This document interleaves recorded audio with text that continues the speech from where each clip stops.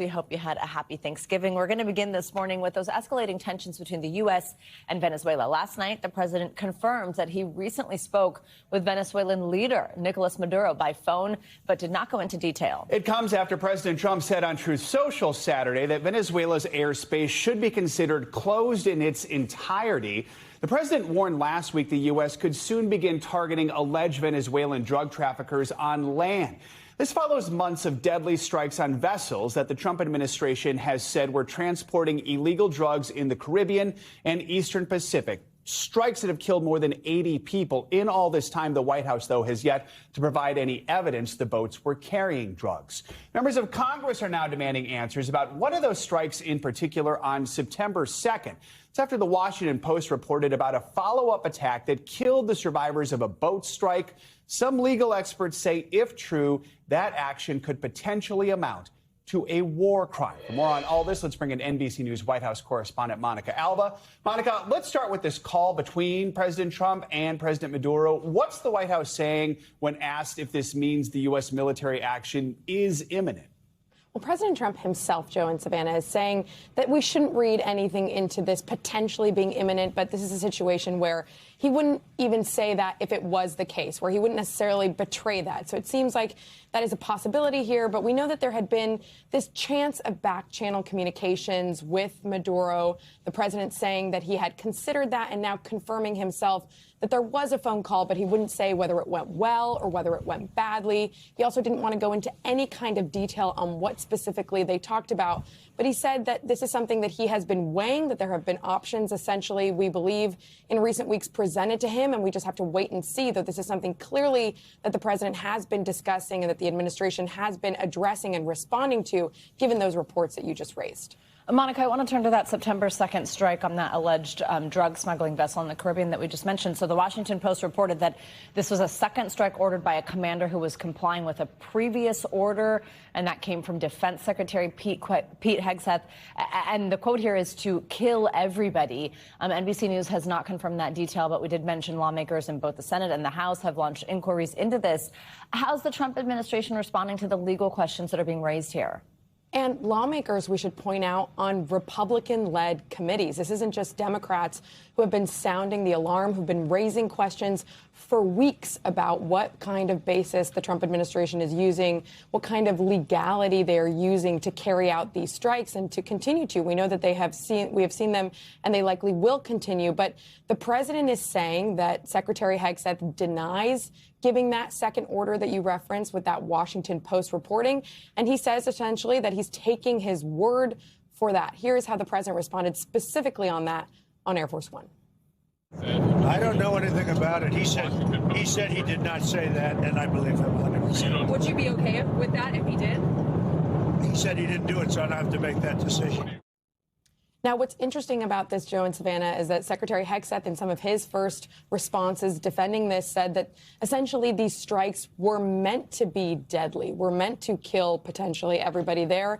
But at the same time, he is responding to this as being essentially a false narrative. He's criticizing the reporting, and he continues to make these larger comments, rejecting it overall, though, again, trying to justify what they are doing here by claiming that these boats allegedly are carrying drugs. They're classifying them as narco-terrorists, but lawmakers are saying we need to see evidence for that. We need a lot more information on how they're coming to that determination. Monica, let's talk about the politics of all this. A recent survey found 70% of Americans did not support the U.S. taking military action in Venezuela. So why is this the conflict the president seems to want to have? Is the goal taking on drug traffickers or just destabilizing the Maduro regime? I do think that President Trump has made clear, and he campaigned on wanting to go against anybody who is bringing drugs into the United States. But the really important context and fact check here is that some of these boats weren't necessarily even destined for the U.S., according to our own NBC News reporting.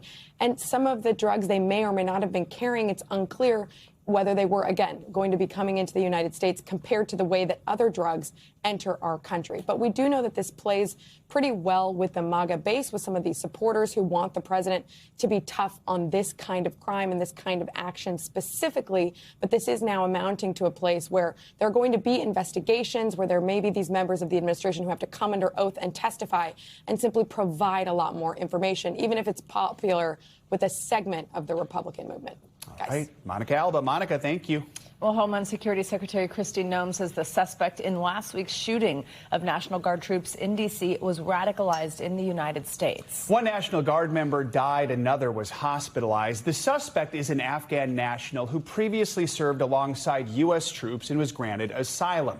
He's accused of opening fire near the White House. In response to the incident, President Trump said that he would permanently pause migration from third world countries. Noem told Meet the Press moderator Kristen Welker on Sunday the asylum process would only resume when the government dealt with the backlog of applications. Here's Kristen with more of that conversation.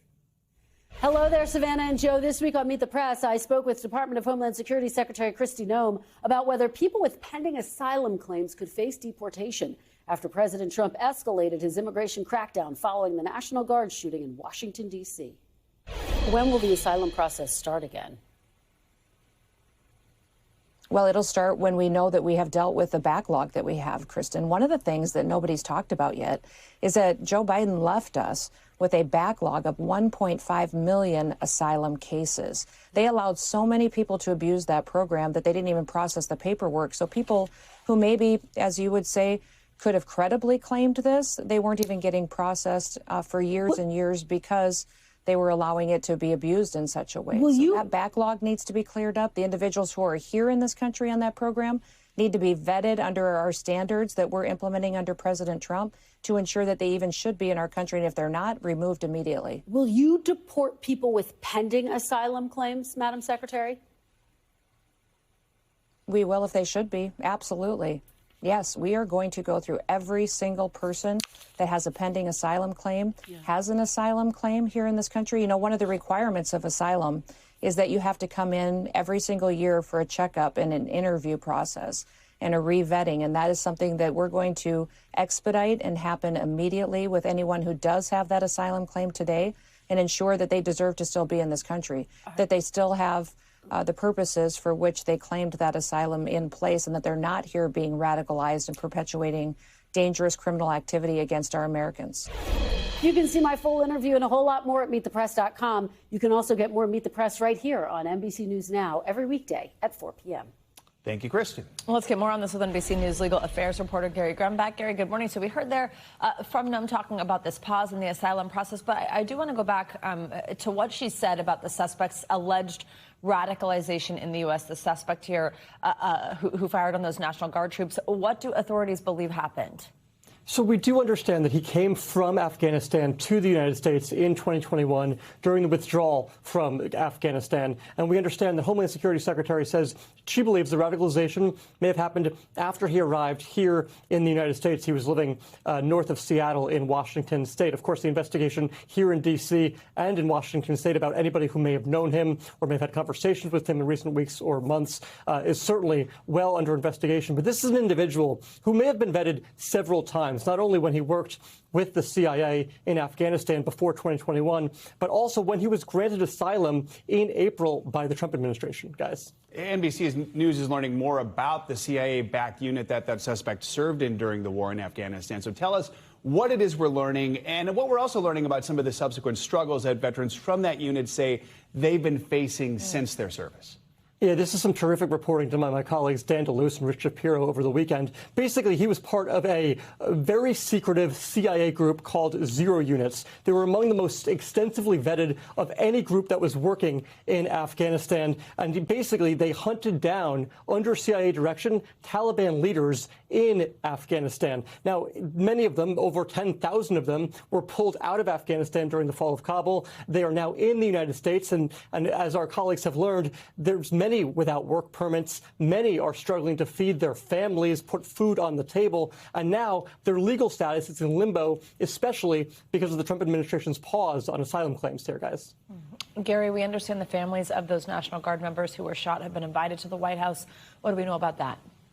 So the president is the commander-in-chief, and that does include of the Army National Guard. Of course, these two individuals would not have been in active duty on the streets of D.C. if it weren't for the president's orders. And so now he's, of course, acting as consoler-in-chief as well. He does this often, whether it's because of a national disaster or because of a shooting, where he visits the individuals or the individuals' families and the victims' families visit him. President saying over the weekend that he will honor these two individuals, Sarah Wolf, who has died, and Sarah Beckstrom, who has died, and Andrew Wolf, who is still recovering in the hospital from his injuries, guys. All right, Gary, thank you very much for your reporting here.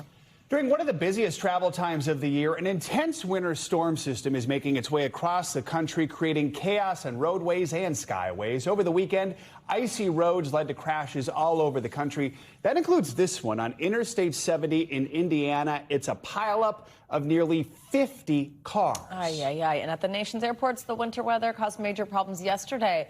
More than 12,000 flights were delayed. Chicago's O'Hare was one of the hardest hit. They actually logged more than 1,700 flight delays yesterday alone. And that is where we find NBC News correspondent Maggie Vespa, who thankfully doesn't have to get on a plane to go anywhere. She's just there talking to the people who are doing that. So, Maggie, huge backup at O'Hare over the weekend. How are things looking this morning? And just what can we expect as folks maybe try to get home the rest of this week? Well, guys, so far this morning it looks calm, but obviously it's early, so I caution us with that. And obviously, as we know, messes like this, and we've seen this before, take a long time to untangle. You mentioned all the delays yesterday. We also had more than 1,300. That kid's really upset about the delays, I can tell.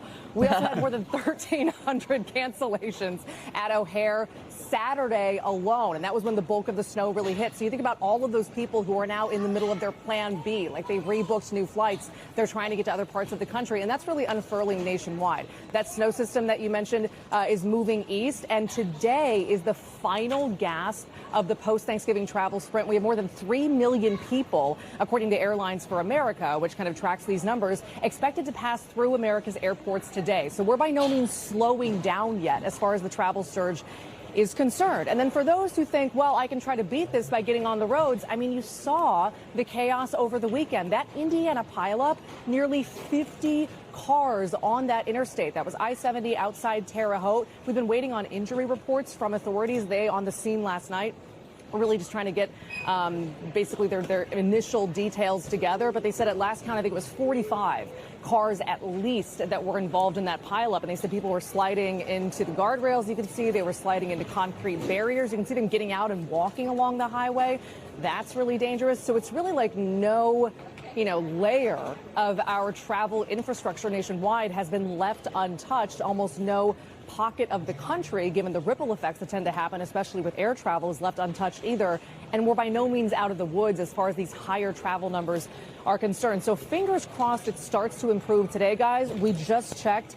Combined, we have, back to air travel, more than 1,000 delays and cancellations nationwide already this morning. So fingers crossed that stays relatively low, but it's already picking up, quite frankly. And then we'll talk about it again at Christmas, all right? No Maggie, kidding. We'll let you go talk with that Exactly. opinionated child who's wandering around O'Hare right now. Yeah. Thank you so much, Maggie. That's the luck. A lot to say.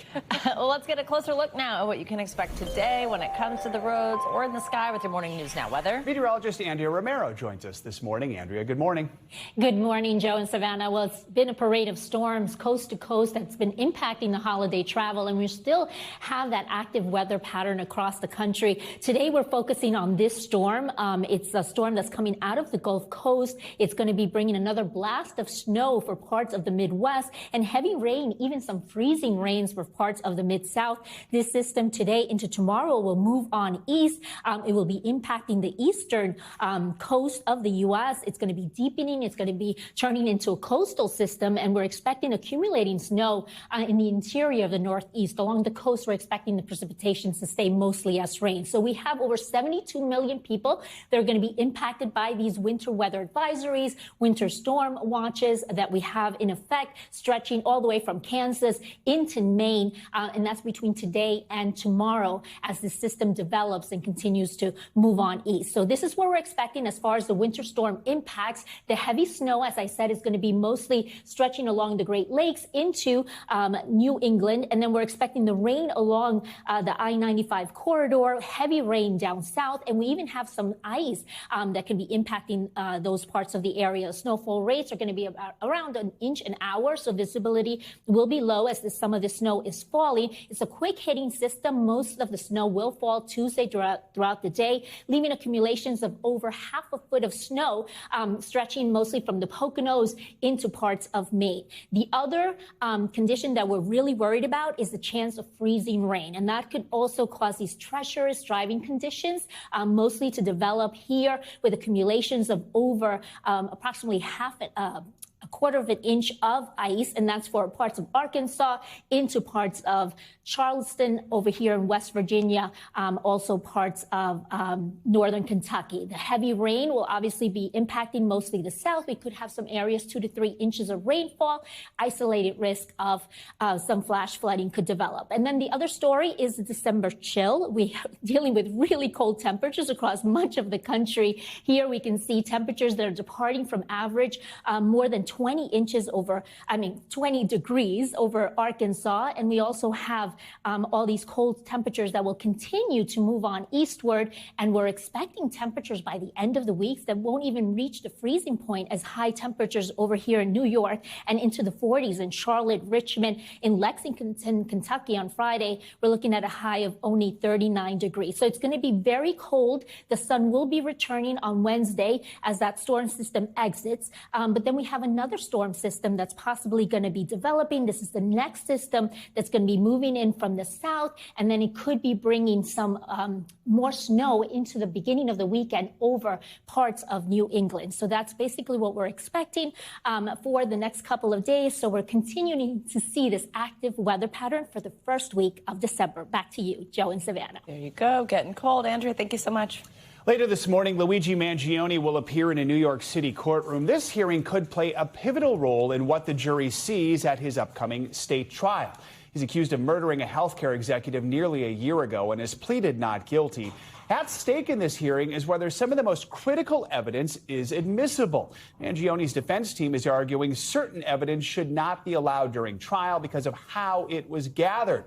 These hearings could last all week. NBC News correspondent Ellison Barber reports on what's at stake.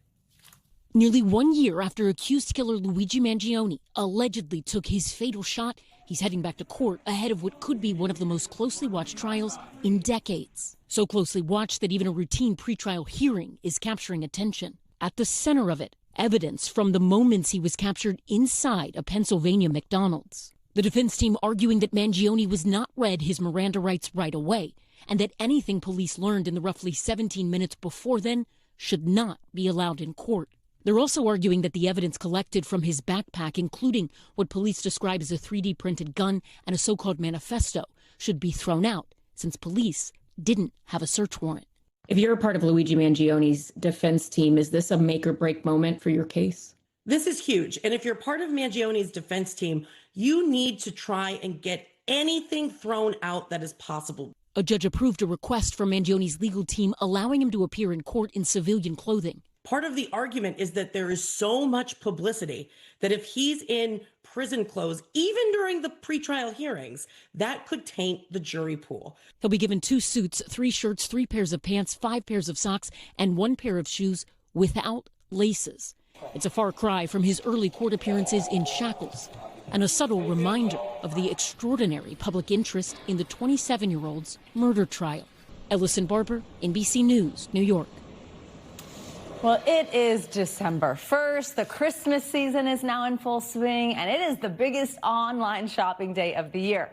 According to retail analysts, this Cyber Monday is on track to break records once again.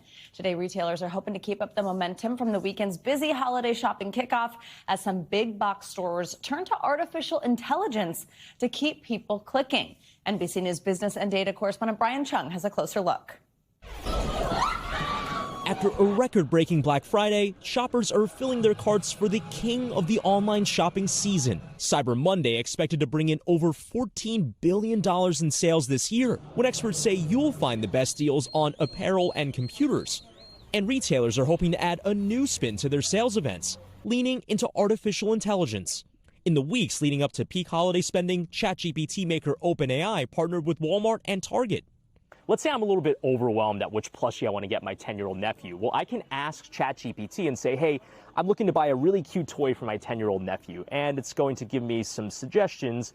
At the very bottom, it'll even say Target. And you can shop right in the app on ChatGPT. Over half of shoppers said in a recent survey they plan to use AI this year. Some saying they're using it already. I talk to ChatGPT like they're a human being, and they respond to me the same way. Others unsure about testing the tech. AI does not know my family as well as I do. This year, Amazon's offering its own chatbot called Rufus, where you can take a screenshot of a shopping list and automatically add those items to your cart. AI is making the shopping experience more simple and easy and automated for our customers. Cyber Monday this year, getting an AI upgrade. Brian Chung, NBC News.